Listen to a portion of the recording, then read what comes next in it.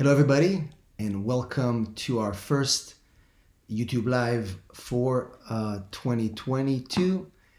And I just wanted to do this quick live to come on here, wish you a happy new year, and just answer some questions, give you some updates as to what's happening. And let me see who is on here. Here we go here. Yeah, just kind of connect with you. I haven't been alive for a while, so just wanted to come up. We've been posting videos every single week, getting a lot of good comments from you guys and good suggestions for the our content. So definitely want to encourage you to keep doing that. We definitely take into account everything you tell us, and we try to produce videos to match that. So just give you a quick update, as the year starts, where are we heading? A lot of people are asking, where's immigration heading? What's going to happen?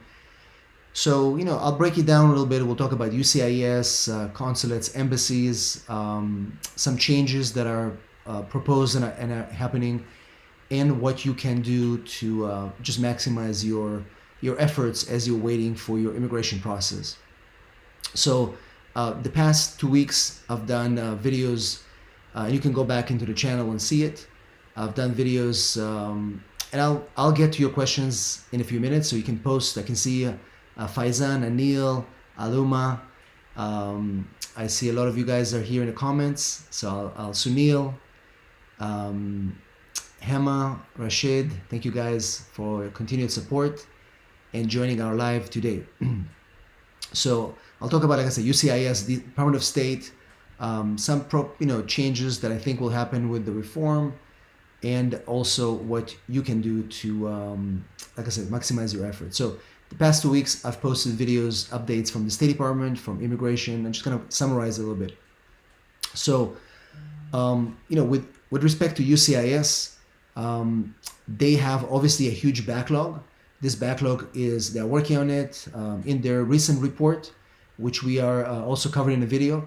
They did mention a lot of the efforts that they did, remote interviews, waiving interviews, hiring more officers, opening facilities, streamlining the process essentially, both for citizenship, for adjustment of status, and many things. So I think with respect to UCIS, we're going to see more changes coming in the sense that they're going to be prioritizing a lot of cases, and they're going to be obviously increasing fees because it's a fee-based agency. So I anticipate to see some kind of a fee increase probably in the springtime that will be reflected either in adding more premium processing options, which we're all waiting for. So in addition to raising some of the forms cost, which I think is going to happen probably by the end of the spring, premium processing, hopefully, as I mentioned, I think I did a video about 2 weeks ago, final rule for premium processing in applications like change of status from a visitor visa to a student visa, specifically for work permits. I know a lot of you guys are waiting. Work permits are taking almost a year in many applications. So adding the premium processing is going to be huge. We're all going to be using it.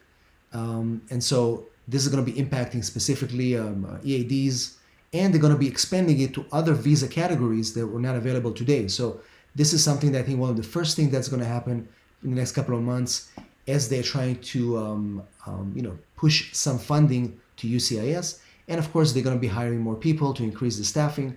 So that's going to be helping move along. Right now, if you look at their processing times, they're horrendous. I-130s are taking forever, 765 are taking forever, advanced paroles are taking forever.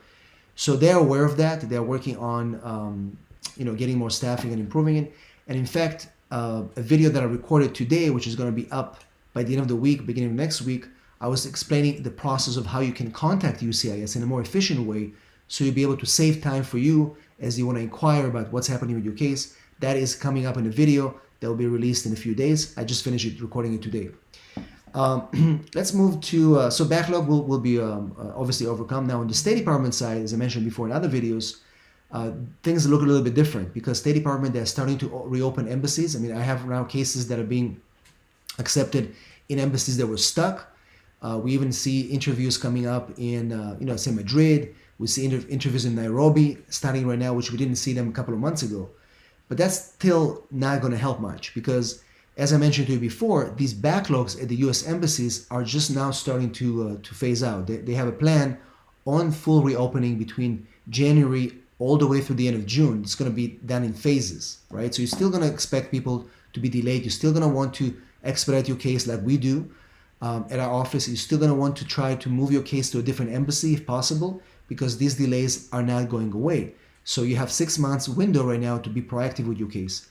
But they're working on it, and they are waiving interviews. This is great news. They've done interview waivers for immigrant visas. I've done interview waivers for non-immigrant visas, and I've done videos on both of these issues. So scroll back through the playlist, and you'll find those videos. Now, everybody's asking about immigration reform. What's going to happen with immigration reform? We're so close. The end of the year, last year, Plan C failed, unfortunately. So I don't think we're going to see a major immigration reform in 2022. I don't see we're going to see like a big plan. What we're going to see is piecemeal immigration.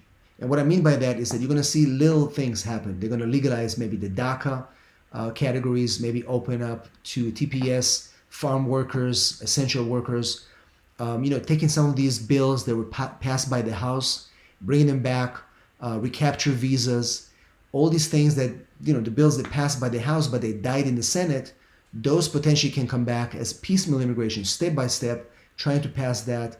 So I think the mess that we've seen in 2021 is going to set the stage for small immigration reform in 2022 by little pieces, because we're not going to see a major overhaul. I don't think it's going to happen. So that's going to happen. The other thing that is going to happen more in 2022 is more executive orders coming from Biden. So as you saw, he did different things with respect to proclamations.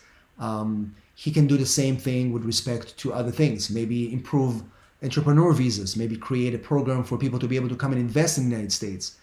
Things like that. He's going to have more initiative and more power to release those executive orders, which I think he will be doing. So that's something we're going to see. Definitely changes, big changes coming to work visas, H-2B visas.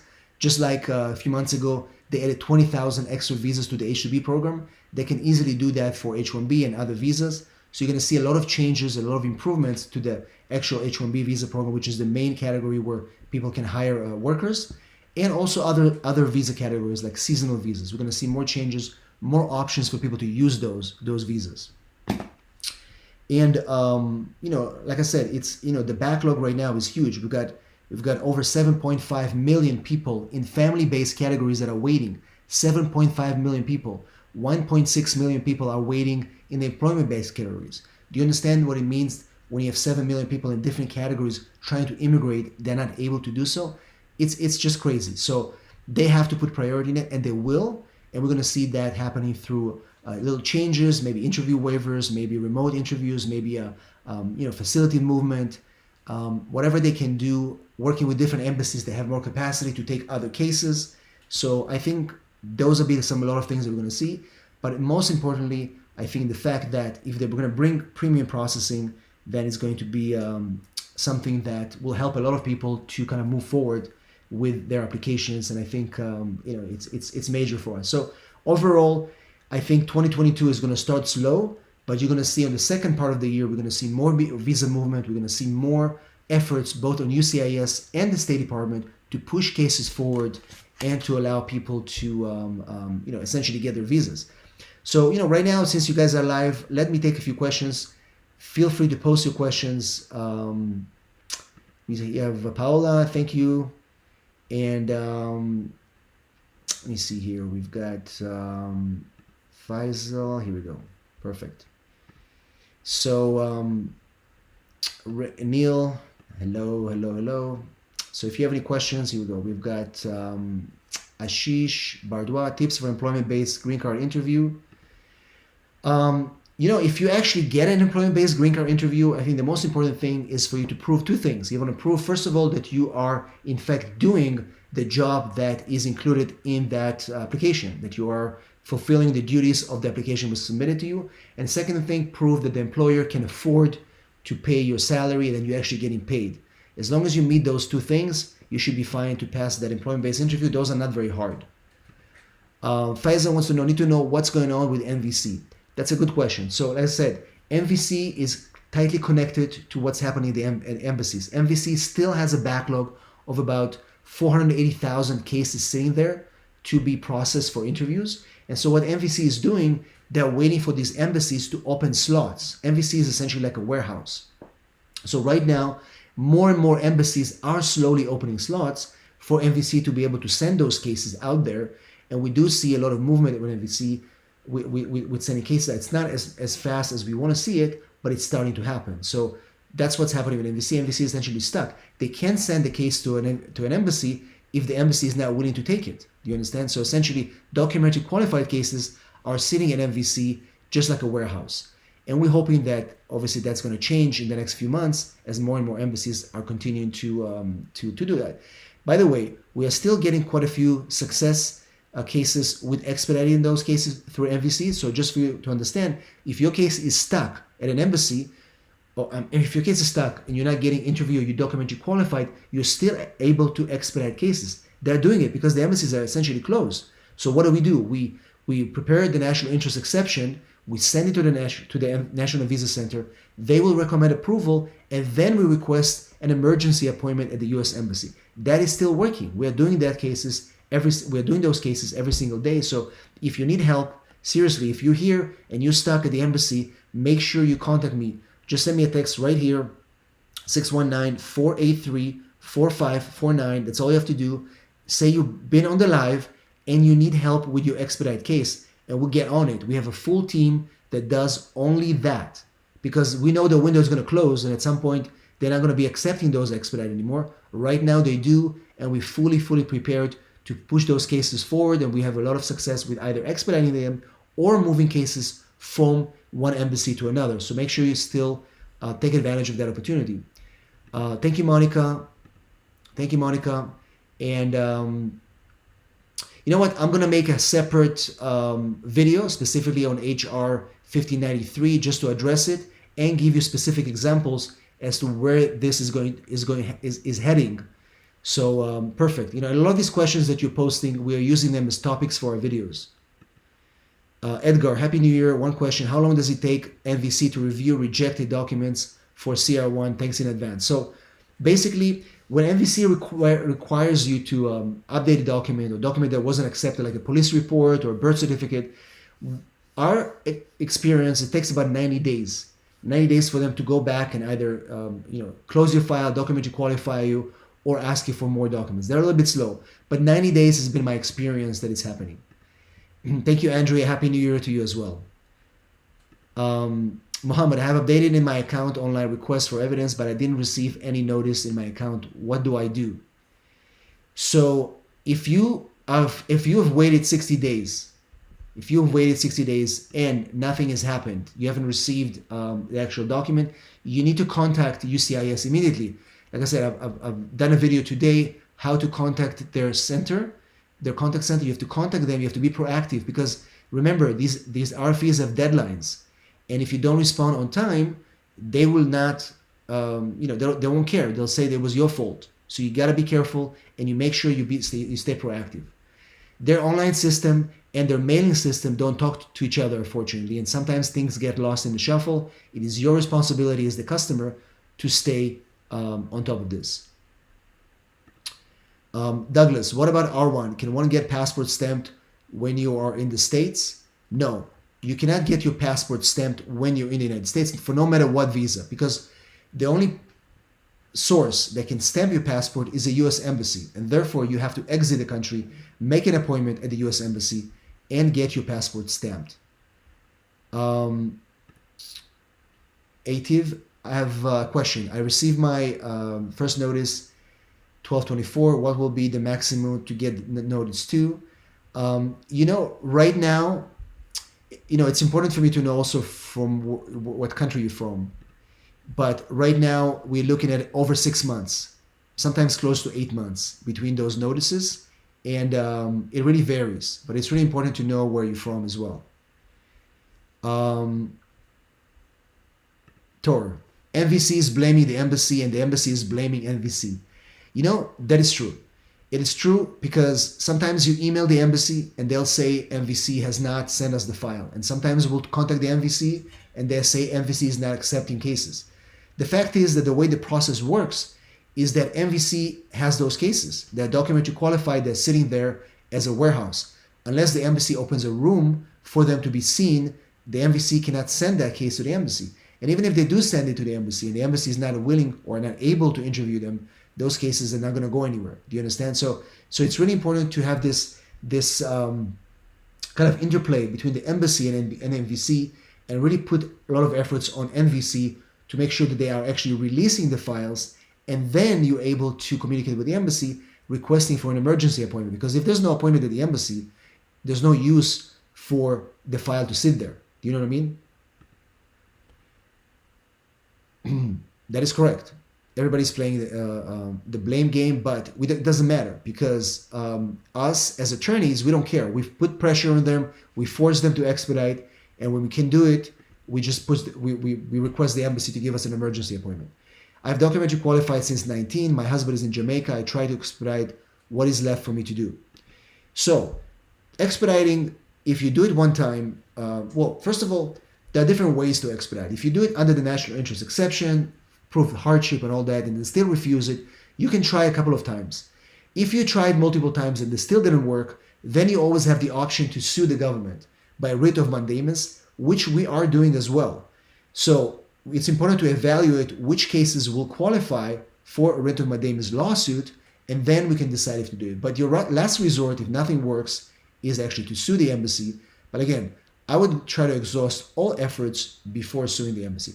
Let me take a few more questions before we end this stream. We've got Paola from Mexico. Once again, guys, Happy New Year to all of you. I appreciate all of you, supporting our channel, watching our videos. Those videos are not easy to make. We dedicate a lot of time every single week to record at least 3 videos and research the content, produce it, edit, publish it. We're doing all this for free. We're doing this for you, and because we believe that it's important to release information out there.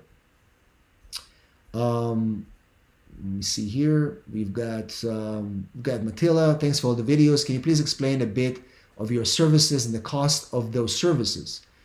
So, we are a full-service immigration law firm. We do everything. We'll do family petitions, employment petitions.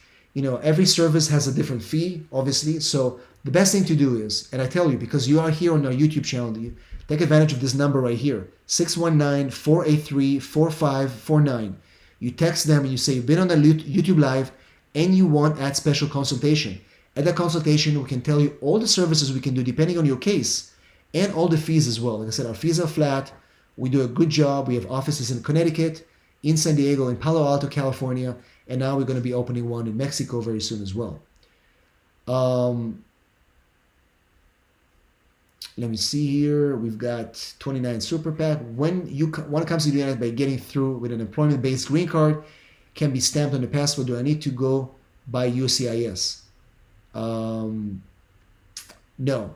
you don't need to, because once you have your immigrant visa and your passport, you go to the airport, you enter the United States, they will send you the green card by mail. You don't have to go to USCIS. It's all done through CBP and the State Department. You don't have to go to USCIS anymore. You're not dealing with USCIS anymore if your case is done through consular processing. Let me take one more question, guys, and then I promise you I'm going to do these lives more often. I'm going to try to do them every week because I think it's important to have this interaction between us, and I promise you we'll try to do it every week. I'm thinking like a Thursday, which is a good day for me. I'm thinking on a Thursday, we'll figure out a time and we'll do it. Vimy, I'm staying in the USA without documentation, so can I label for marriage to a US citizen? So, if you came here with a visa, and you just overstayed, and now you're married to a US citizen, yes, absolutely, you can fix your papers without leaving. However, if you came here unlawfully, you can still fix your papers with marrying a US citizen, but you're going to need a waiver and then leave the United States, and eventually, you'll be legalized. But there are two ways. You can still do it. All right, guys, I appreciate all of you. I will end this live at this moment. I will, have a few more consultations today and helping more clients. But again, I appreciate all of you. We'll be back here I'm going to try to do it every week. And once again, I thank you from the bottom of my heart for all your support and everything that you do, and the likes and the comments. You are the best, and I'm so grateful for being here. So happy 2022. Let's make it the best year ever. Thank you.